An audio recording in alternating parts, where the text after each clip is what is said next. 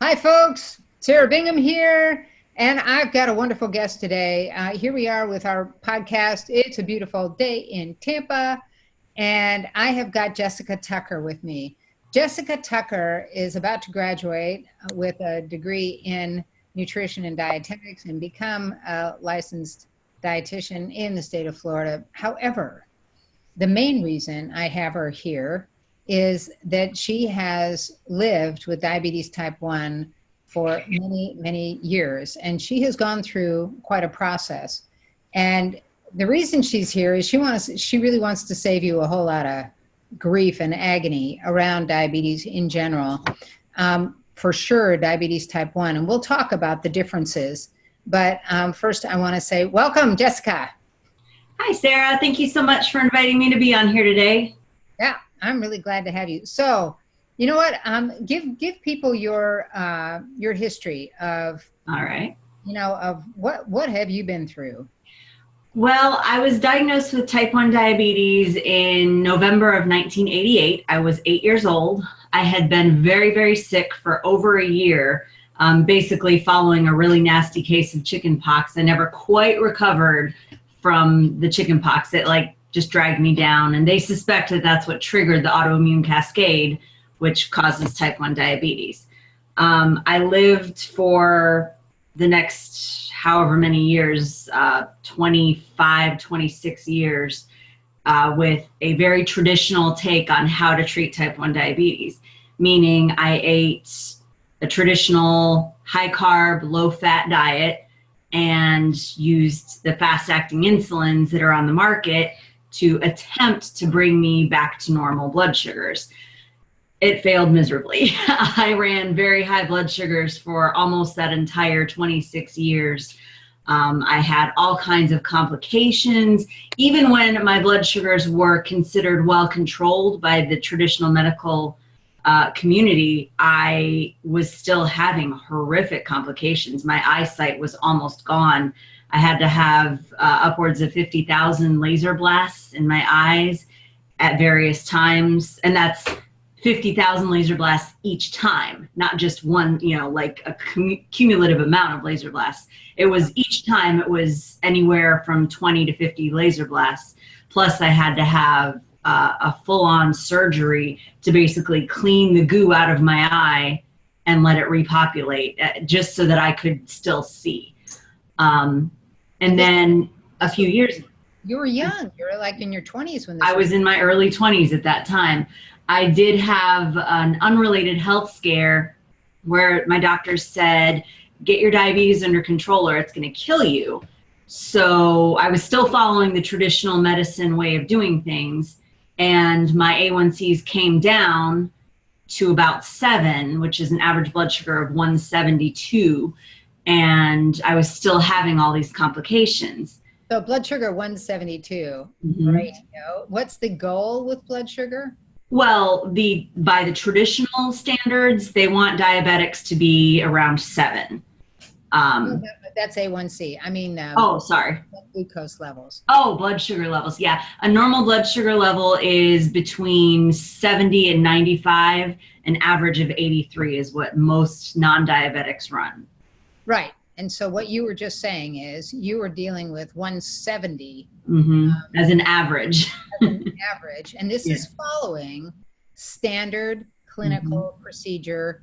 You were going to top doctors, top universities, and that's what was happening, correct? Man, that is what they were treating me. And when I was at 170, they said, that's great, you're doing so well.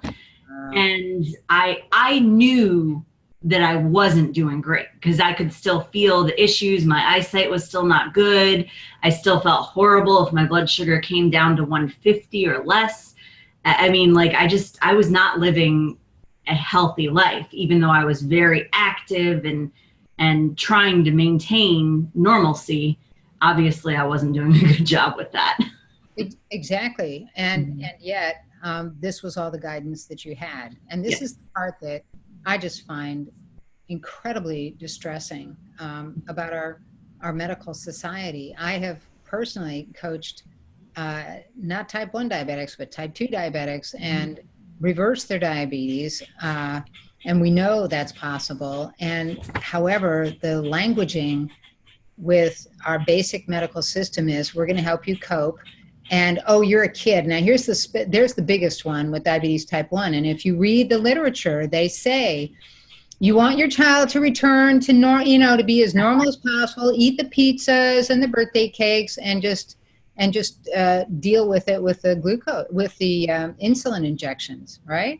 Ma'am, I always kind of equated it to the idea of a kid with peanut allergies saying, right, you really want a Snickers bar, just eat it and then use your EpiPen. Like, yeah, it doesn't make sense. Exactly. And for our listeners, I want to define the difference between diabetes type 1 and diabetes type 2. You want to help them out with that? Sure. Diabetes type 1 is an autoimmune disorder, and it can happen at any time. They used to call it juvenile diabetes because they used to think that it only happened to kids.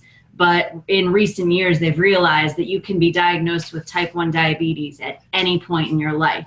So basically, the difference is it's autoimmune, whereas type 2 is acquired diabetes. Although they are starting to find out that there is a slight autoimmune component to that as well.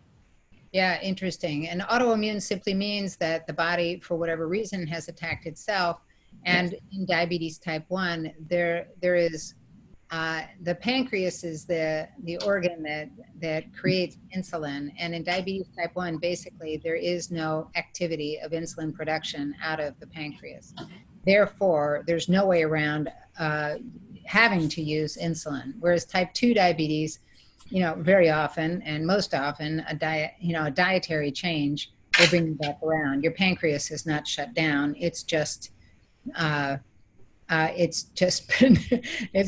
an elephant has been sitting on it for way too long, and the elephant is what you've been eating. So, right. All right. So, is it possible for diabetics to have normal blood sugar levels? Absolutely. I know when I was a kid and through all the years of complications, all of my doctors would tell me when I would say, well, why is this happening to me? Well, you're a diabetic. You have type 1 diabetes. It's going to happen. Why can't I get normal blood sugars? It's not possible. I beg to differ, and Dr. Bernstein differs, and the 4,000 plus members of the various low-carb diabetes online community that I'm a part of will definitely beg to differ, because we have all managed to normalize our blood sugars despite having type 1 diabetes. Thank you very much. So introduce us to Dr. Bernstein. Tell us a little bit about him. All right. So Dr. Bernstein is how old is he now? 84-year-old type 1 diabetic. He was diagnosed in 1946 with type 1 diabetes. And for the first 20 or so years of his diagnosis, he did the traditional high carb, low fat diet that they all try to put us on.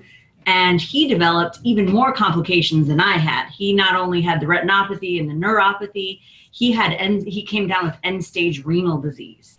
And that's pretty scary. Well, and usually that's a death sentence. It can be, yeah, because without without a kidney transplant, you will likely die, because after a while, dialysis stops working. And it was even more difficult in the 40s and 50s for that kind of thing. So he started getting really frustrated. And in 1969, he said, I've had enough.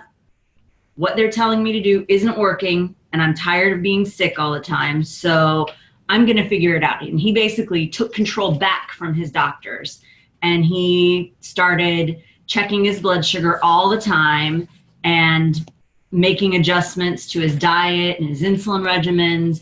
And he figured out a way to normalize his blood sugars. And the way he did that was by cutting out almost all carbohydrates that weren't fibrous vegetables.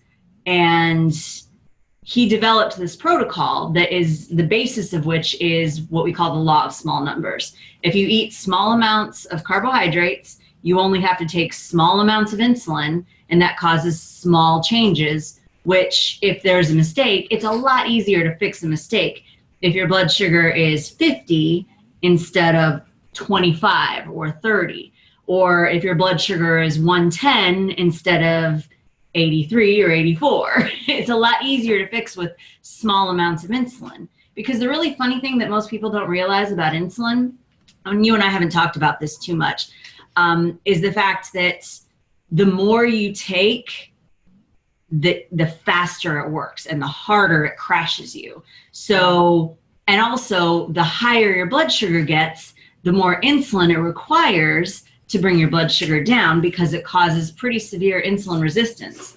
So to kind of draw it together, if you're eating a large amount of carbohydrates that raises your blood sugar to 300, then you have to take a large amount of insulin to bring it down. But once your blood sugar gets down to lower levels, that insulin resistance starts to go away. And now because you took this massive amount of insulin, you're crashing. And that's when you get that roller coaster of the really highs and the really lows.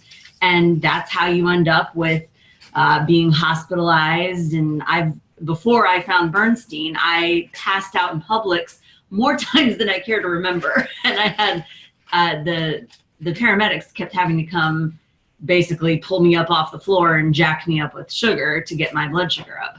Exactly. If your blood sugar goes too low, your brain just shuts down, period. Yeah, exactly.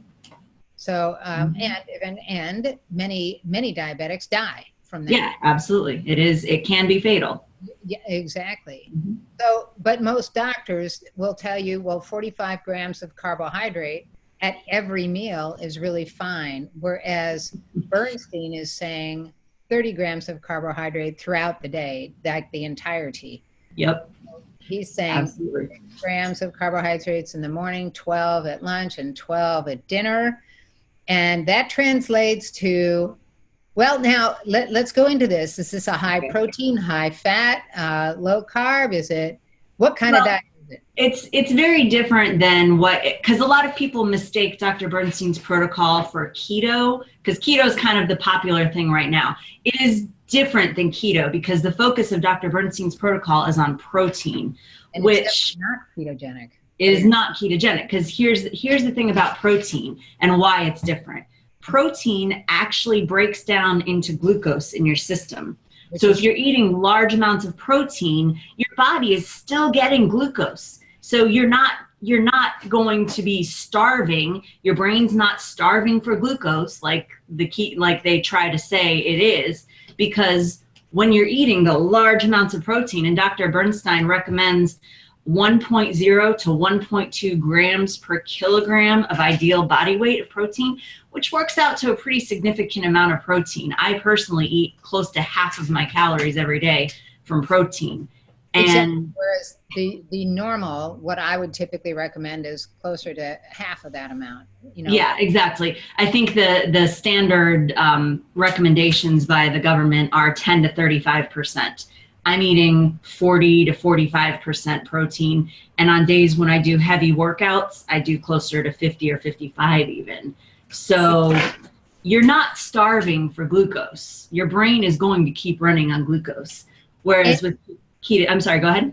Well, and people have been brainwashed to think, oh my gosh, if I'm eating that much meat, that much protein, then my cholesterol levels are going to go nuts. I'm going to get heart attacks, blah, blah, blah. So talk about that. Here's Bernstein. By the way, statistically speaking, he should have been dead at what, age 67? Being a 69 is the average death. The average life expectancy for a type 1 diabetic male is 69 years old. Okay. He is now 84. And the really impressive thing is he exercises every day. He lifts weights and he's still working. He runs a clinic, a practice where he sees patients 8 to 9 hours a day. So this man is blowing away the averages by following this protocol that he developed. Exactly. And what have you seen with yourself when you started following this? Well, I saw almost immediate changes. I mean, when I first started, and here's the thing that you have to realize, it is a process to get into this. The first time I did it, I didn't get it quite right. But the second time I did it, my blood sugars leveled off almost immediately. I mean, it took me some time to fine tune it and get it to that normal point. In fact, it took almost 2.5 years before my blood sugar actually came to a normal level. My last A1C was 5.4, which is right in solidly in the normal levels, which was, I cried when I got that number back because it was the first time in 29 years of this disorder that I have had normal blood sugars. My retinopathy is gone. I don't have any more problems with neuropathy or any loss of feeling in my fingers or toes. My kidney function is perfect. My cholesterol is beautiful. Basically, if you looked at my blood work, you wouldn't be able to tell that I'm a type 1 diabetic. And that's pretty impressive. I have to, if I do say so myself. Well, yeah. And Dr. Bernstein, his renal failure reversed, right? Completely reversed. He no longer had end-stage renal disease. Wow. So you can heal. And my fiance, who walked out the door just a second ago, he actually, and he's not following the strict Bernstein, but he had severe neuropathy in his feet. And just by reducing his blood sugars, that neuropathy has disappeared. So getting the closer you are to normal, and I saw this in the Diabetes Control and Complications trial, was a massive study that they did quite a few years ago, but the results are still being quoted in all the current research. What they found is that the closer you get to a normal blood sugar level, the fewer complications you're going to develop, and the easier it is for those complications that you do develop to go away.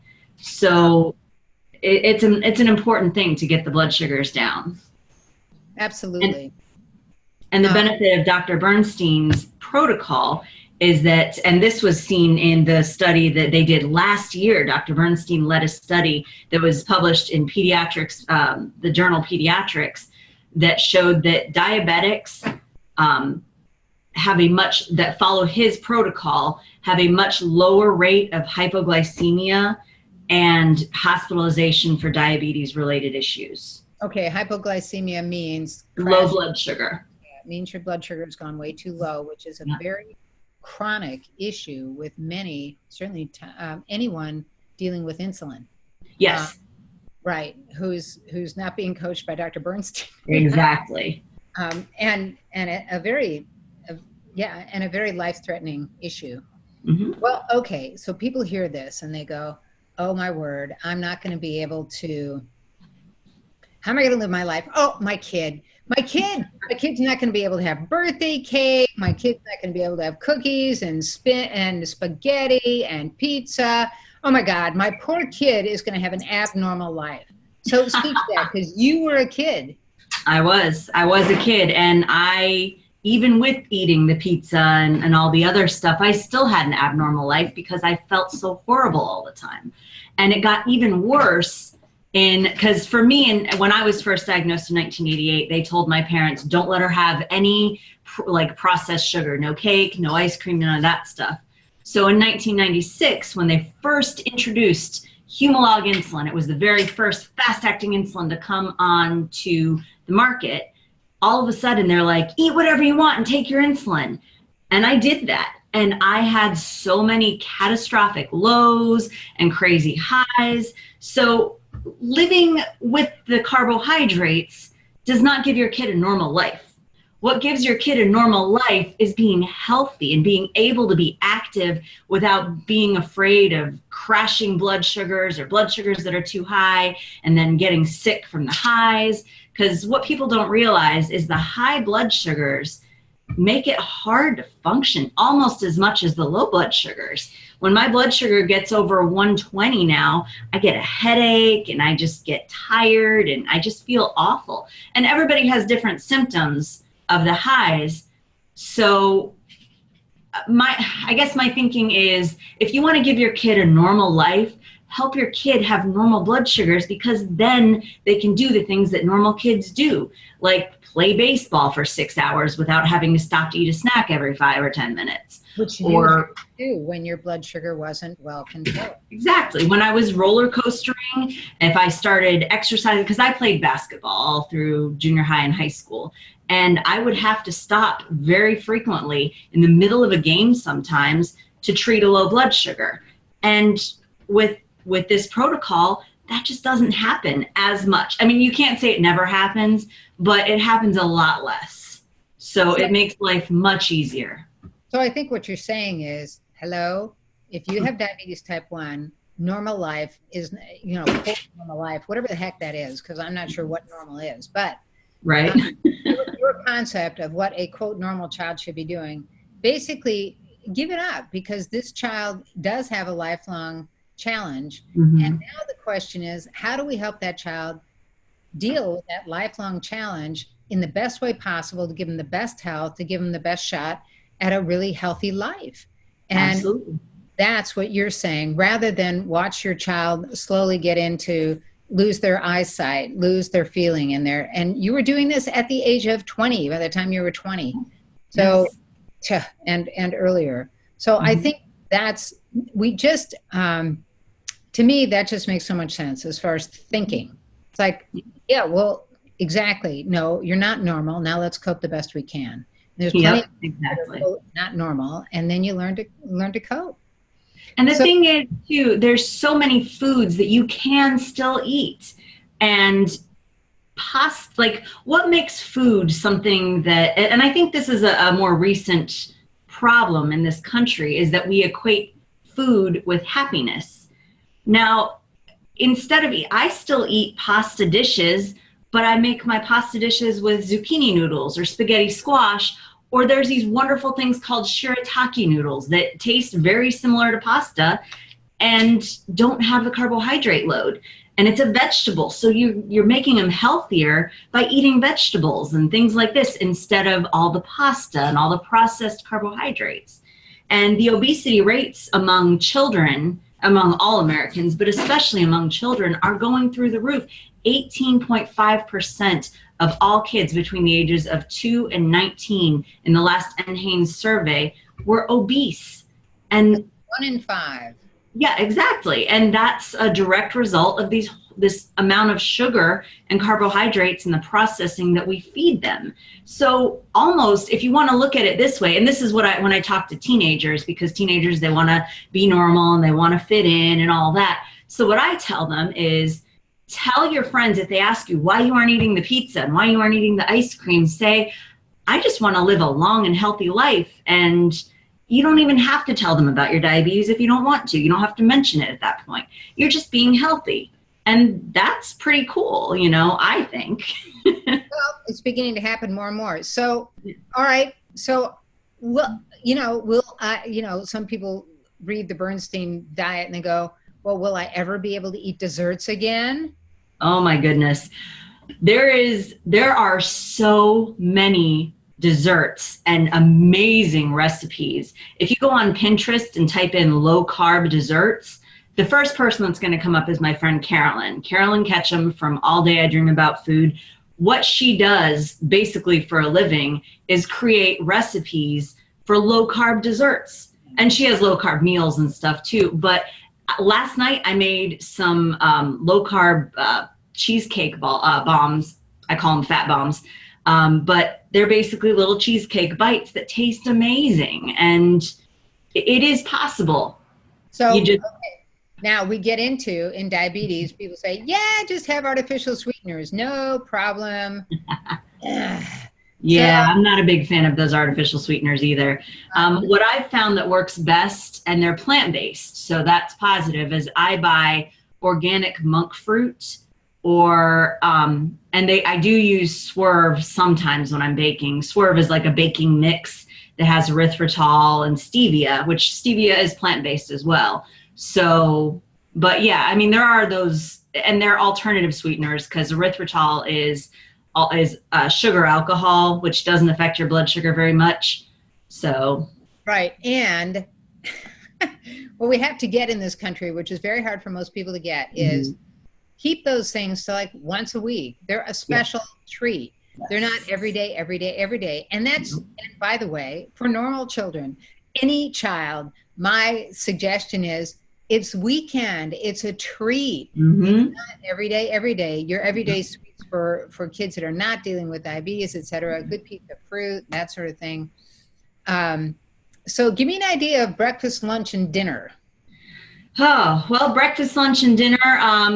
Now, Dr. Bernstein's protocol does call for 6 grams of slow-acting, fibrous-type vegetables But 6 grams of slow-acting carbohydrates at breakfast, 12 grams at lunch, and 12 grams at dinner. And what that could look like, because the protein is the most important aspect of this, but each person's protein needs are going to be different. So I'll just give you an idea of what I personally would eat. Like 2 or 3 eggs with some spinach, maybe some mushrooms, whatever veggies you have around.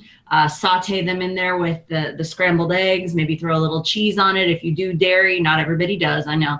And then maybe some bacon or some chicken sausage. There's some really good chicken sausages you can get at Publix that I love with like spinach and feta in them.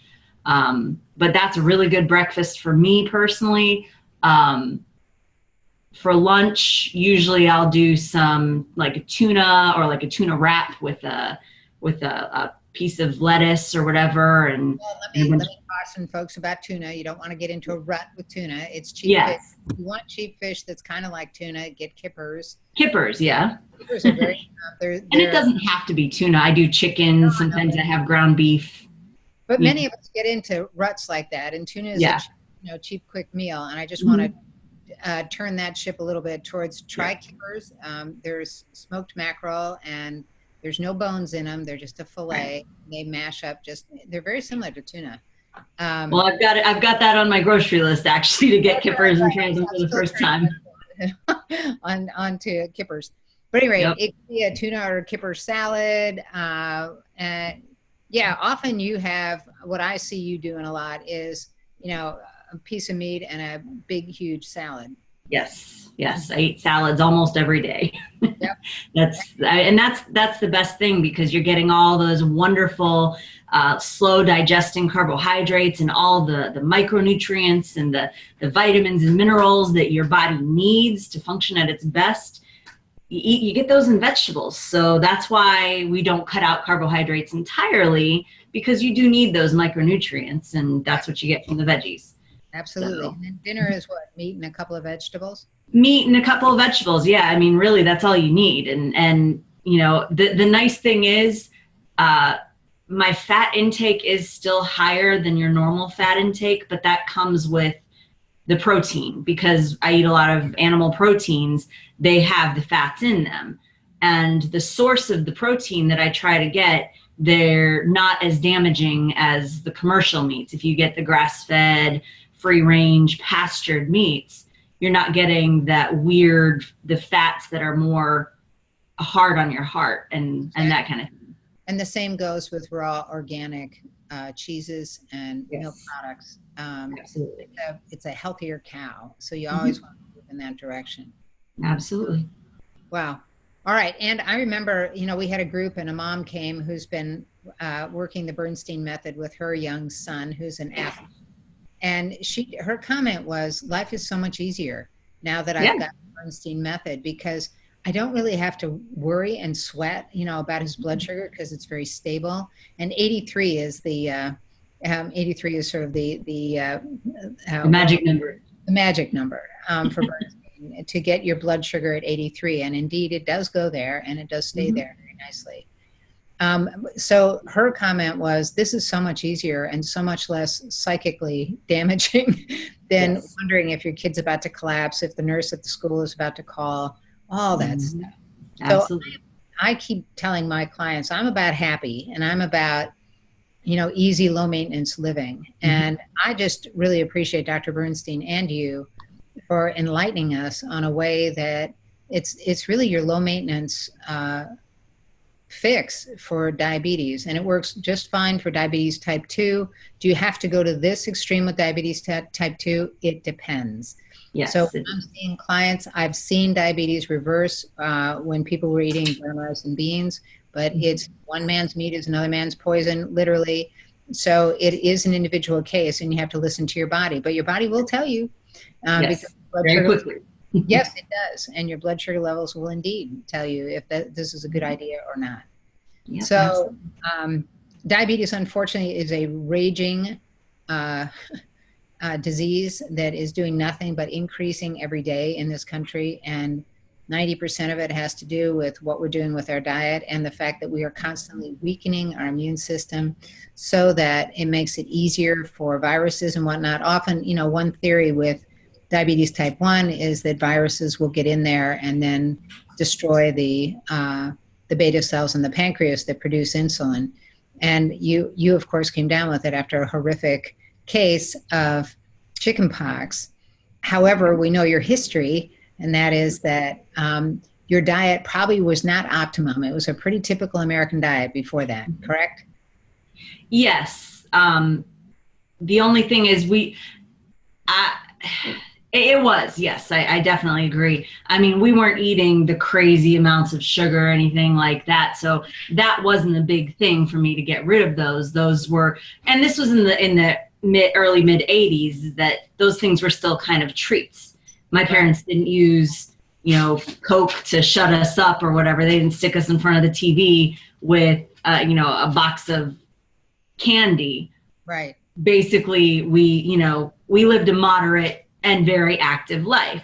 Yeah. So the food is very important, but there are so many aspects to diabetes and the autoimmune process that we don't fully understand yet. So one of the biggest pet peeves of almost all type 1 diabetics is when people say, well, you must just have eaten too much sugar and that's why you have diabetes. Well, no, that's not why I have diabetes. So that's the fastest way to make a diabetic mad, is to tell them it's their fault that they are sick. Oh, there you go. Yes, no, it really is the result often of an attack. And like you said, there's so many different reasons as to why these things happen in our bodies. Absolutely. To be able to control it is a beautiful thing. Yes. And all right, now how do people find Dr. Bernstein's work online? Well, his book is called Dr. Bernstein's Diabetes Solution, and you can read a significant part of it online just by Googling Dr. Bernstein's Diabetes Solution. But I always tell people, you really need to get the book. The book is the best thing, and you can buy it on Amazon for $16. You can find it used for even less. I think you got a copy for what, $3 or $4, something like that. Yeah. But read the book, and there is a huge online community of type 1 and type 2 diabetics who follow Bernstein. And YouTube channel too. Oh yes, I'm glad you reminded me of that. Diabetes University on YouTube has, Dr. Bernstein does talks once a month, and he will answer questions from diabetics once a month on his YouTube channel. So if you go to Diabetes University on YouTube, you can see him in person on your computer, doing talks about all kinds of issues that affect diabetics of both types. And his most recent edition of the book talks a lot more about type 2 diabetes and he explains the mechanisms of why the low carb diet works better for type 2 diabetics than we might have previously assumed. It's a little bit too much to go into right now, but it is. That's fine. And make sure when you order, if you're ordering a used book, get the most recent edition. There are 2 different editions. And how do you join the Facebook group? well, there is a community group on Facebook called Type 1 Grit. There are actually 2 groups. The Grit. Community group. G-R-I-T, right? Grit? G-R-I-T, yes. Type 1 O-N-E Grit, G-R-I-T. Okay. And that is the community group. You can join that at any time. Now, once you've read the book and kind of made the commitment to live the lifestyle, there is a closed group that you can join, but they're pretty choosy about who they allow into that group because it is just for Dr. Bernstein. But there's other groups like diabetics transitioning to a low carb lifestyle. There's like 5 or 6 low carb groups for diabetics on Facebook. Okay. So great.